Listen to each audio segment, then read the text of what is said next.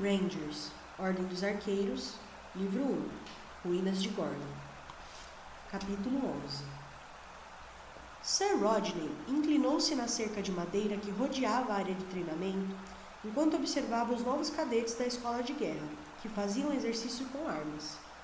Pensativo, ele esfregou o queixo, olhando com atenção os novos 20 recrutas, mas sempre voltando para um em especial, o garoto alto, de ombros largos da ala dos protegidos, que tinha selecionado no dia da escolha. Ele pensou um instante, tentando se lembrar do nome do garoto. Horace, era isso. O exercício era comum. Cada garoto, usando uma malha de ferro, um capacete e carregando um escudo, ficava em frente a um poste de madeira, acolchoado, da altura de um homem. Sir Rodney achava que só fazia sentido praticar o uso da espada quando se estava usando todo o equipamento pesado, como acontecia numa guerra. Ele achava melhor que os meninos se acostumassem às limitações da armadura e do peso do equipamento desde o começo. Além do escudo, do capacete e da malha, cada garoto também tinha uma espada para exercícios, fabricada pelo armeiro. Essas espadas eram feitas de madeira, e fora o cabo de couro e a cruzeta, se pareciam um pouco com uma espada real. Na verdade, eram bastões compridos, feitos da nogueira forte. Mas o peso era muito parecido com o das lâminas de aço estreitas, e os cabos eram construídos para se aproximar do peso e do equilíbrio de uma espada de verdade. No final, os recrutas iriam passar a exercícios com espadas de verdade, mas sem ponta e sem corte. Porém, esse momento ainda demoraria alguns meses para chegar, e nessa etapa, os recrutas menos capazes já teriam sido eliminados.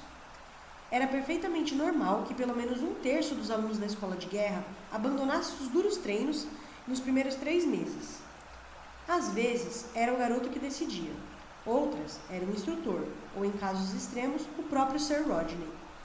A escola de guerra era difícil, e seus padrões eram rígidos.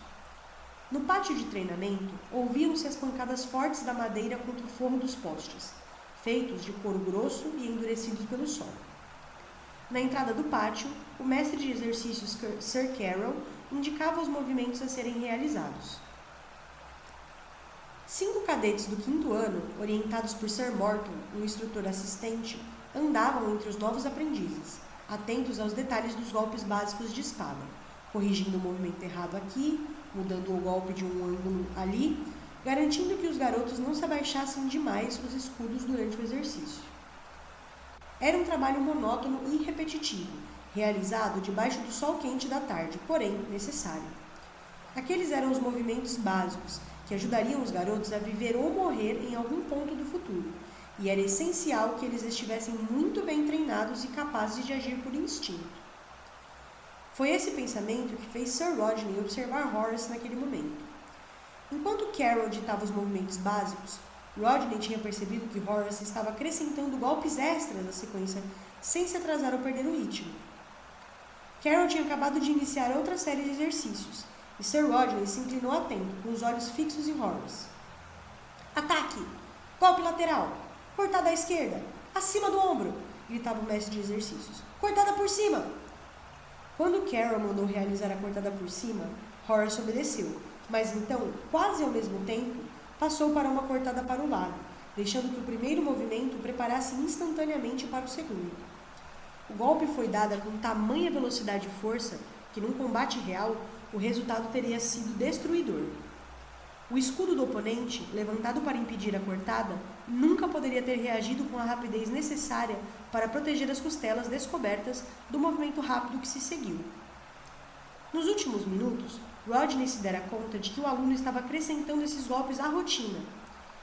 Ele os tinha visto primeiro com o canto dos olhos, ao perceber uma leve variação no padrão rígido do exercício, uma rápida agitação do movimento extra que surgiu e desapareceu quase depressa demais para ser visto. Descansar! Carroll gritou.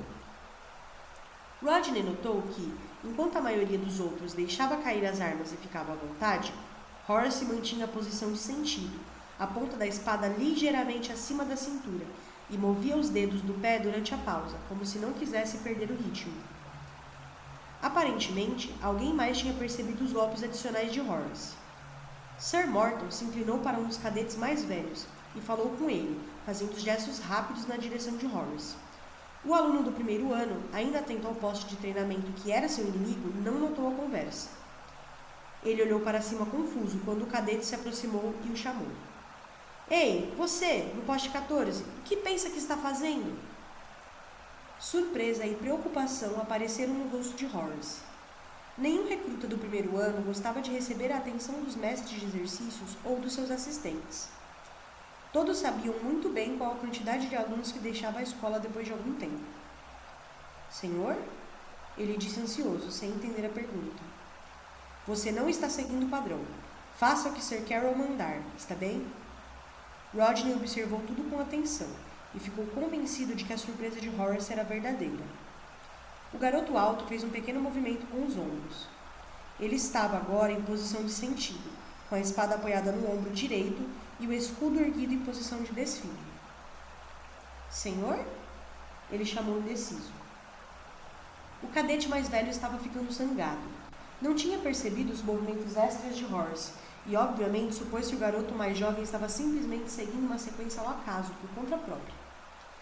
Ele se inclinou para a frente e o seu rosto ficou a apenas alguns centímetros de Horace.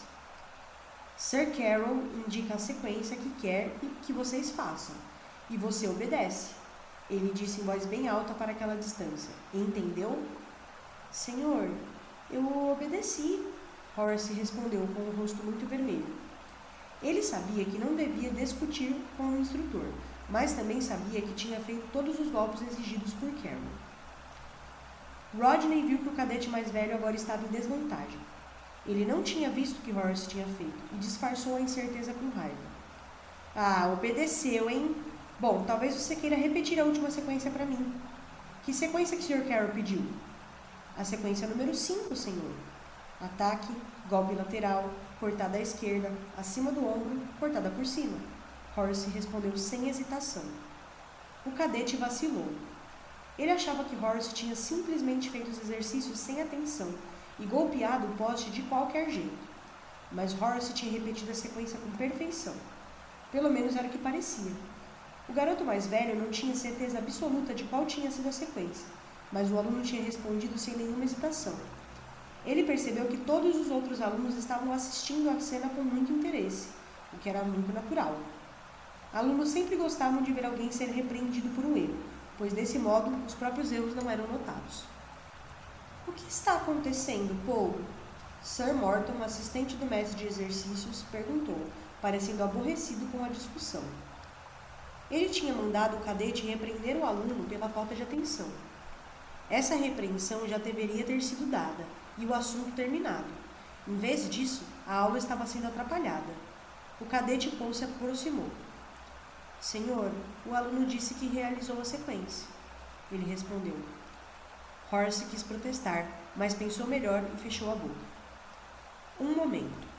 Paul e Sir Morton se viraram um pouco surpresos, pois não tinham percebido a aproximação de Sir Rodney. Ao redor deles, os outros alunos também ficaram em posição de sentido. Sir Rodney era admirado por todos os membros da escola de guerra, especialmente pelos alunos mais novos. Morton não chegou a ficar em posição de sentido, mas endireitou um pouco o corpo e ajeitou os ombros. Horace mordeu o lábio de preocupação.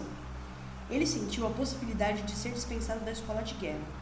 Primeiro, os 3 cadetes do segundo ano tornaram-se seus inimigos e vinham fazendo sua vida um inferno. Agora, tinha chamado a atenção indesejada do cadete Paul e de Sir Morton. E, para terminar, o próprio mestre de guerra estava ali presente. Para piorar as coisas, não tinha ideia de que erro havia sido cometido. Ele se lembrava claramente de realizar a sequência como havia sido pedido. Você se lembra da sequência, cadete Horace? O mestre de guerra perguntou. O cadete assentiu com a cabeça enfático, mas logo percebeu que essa não era considerada uma resposta aceitável para uma pergunta vinda de um oficial superior. Então disse, sim, senhor. A sequência número 5, senhor. Rodney percebeu que aquela era a segunda vez que ele tinha identificado a sequência. Estava inclinado a apostar que nenhum dos outros cadetes seria capaz de dizer que sequência do manual de exercícios tinha acabado de completar. E duvidava também que os cadetes mais velhos estivessem mais bem informados. Sir Morton ia dizer alguma coisa, mas Rodney levantou a mão para impedi-lo. Talvez você possa repeti-la para nós, ele disse, a voz séria, não mostrando o interesse cada vez maior que sentia por aquele recruta. Rodney fez um gesto na direção do poste de treinamento. Tome posição. Diga os nomes dos exercícios e comece! Horace realizou a sequência sem errar, gritando os nomes a cada golpe. Ataque! Golpe lateral! Cortada à esquerda! Acima do ombro! Cortada por cima! A espada de exercício batia com movimentos firmes contra o couro, que cobria o poste. O ritmo era perfeito. A execução dos golpes era perfeita, mas dessa vez Rodney percebeu que não houve nenhum movimento adicional. O golpe lateral rápido como um raio não foi dado. Ele imaginou saber o motivo. Desta vez, Horace estava concentrado em acertar a sequência. Antes, ele tinha agido instintivamente. Sir Carroll, atraído pela intervenção de Sir Rodney numa sessão de treinamento comum, passeou entre as fileiras de alunos parados juntos dos postes de exercícios. Ele estava com as sobrancelhas erguidas, numa pergunta muda para Sir Rodney. Como era um cavaleiro antigo, tinha direito a esse tipo de comportamento informal. O mestre de guerra levantou a mão novamente. Não queria que nada atrapalhasse a concentração de Horace naquele momento, mas estava satisfeito por Carroll estar ali para testemunhar o que tinha certeza de que iria acontecer. Outra vez, ele disse, no mesmo tom de voz sério, e Horace reiniciou a sequência. Quando terminou, a voz de Rodney soou como um chicote. Outra vez. E, novamente, Horace executou a quinta sequência. Sequência 3. Rodney disparou quando o rapaz terminou. Ataque! Ataque! Passo para trás! Parada cruzada! Bloqueio de escudo! Golpe lateral! Horace disse, enquanto realizava os movimentos. Rodney notou que o garoto se movimentava com leveza sobre os dedos dos pés, enquanto a espada parecia uma língua que dançava de um lado para o outro. Sem perceber, Horace estava anunciando a cadência de movimentos quase tão rápido quanto o mestre de exercícios tinha feito. Carroll olhou para Rodney e acenou com um ar de satisfação, mas Rodney ainda não tinha terminado. Antes que Horace tivesse tempo para pensar, ele anunciou a quinta sequência de novo, e o garoto reagiu. Ataque! Golpe lateral! Cortada à esquerda! Acima do ombro! Cortada por cima! Cortada à esquerda! Sir Rodney disparou instantaneamente e, em resposta, quase como se tivesse vontade própria, a espada de Horace se movimentou naquele golpe extra, imortal. Sir Rodney escutou os tons de surpresa de Morton e Carroll. Eles perceberam a importância do que tinham visto. O cadete Paul demorou a entender o que tinha acontecido. Para ele, o aluno tinha respondido uma ordem extra do mestre de guerra. Em sua opinião, Horace tinha realizado o exercício com perfeição. Sabia manejar a espada, mas isso era tudo o que tinha visto.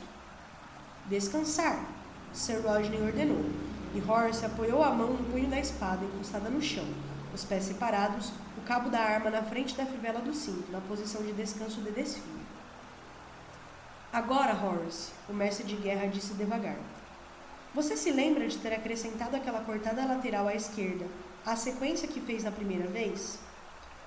Horace franziu a testa e então compreendeu. Ele não tinha certeza, mas agora que o mestre de guerra refrescara sua memória, achou que isso poderia ter acontecido. Sim, senhor. Acho que sim. Sinto muito, senhor. Eu não tinha intenção. É que simplesmente aconteceu. Rodney olhou rapidamente para seus mestres de exercício e viu que eles entendiam a importância do que tinha acontecido ali.